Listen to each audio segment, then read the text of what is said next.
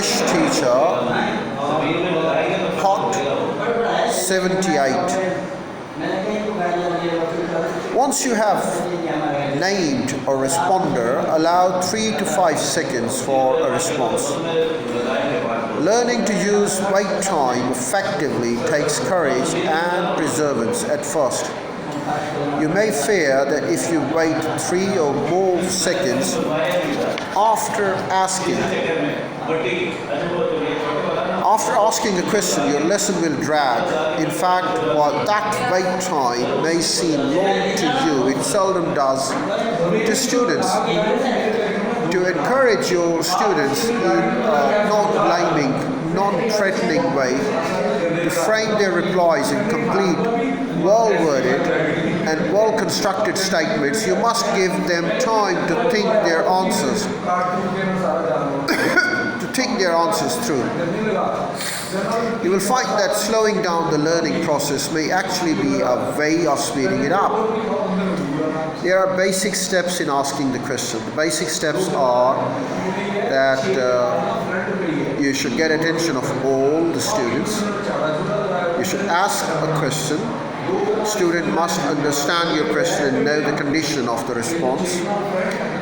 Then you should wait for 3 to 5 seconds. And then you should call for the response. You can spread questions among volunteers and non-volunteers alike. You can have a student respond to the whole class. Wait briefly after the student has responded.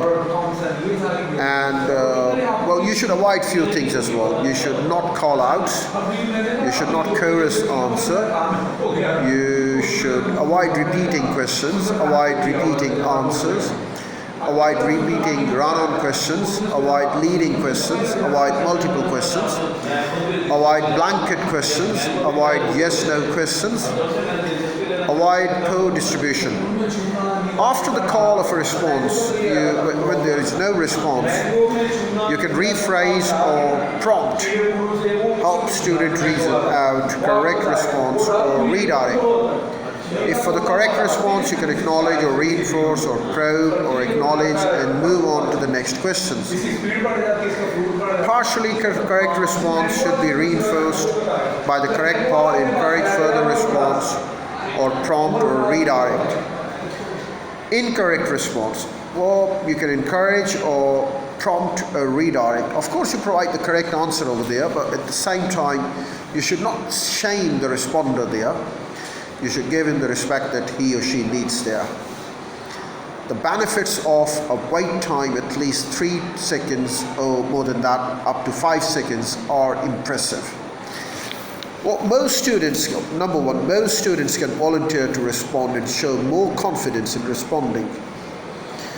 Number 2, students give longer answers by as much as 700%. Number 3, the proportion of logical and well-supported and higher order responses increases. Number 4, failures to respond are reduced. Number 5, students, including those rated slow by teachers, respond more often and ask more questions. Number 6, student exchanges increase.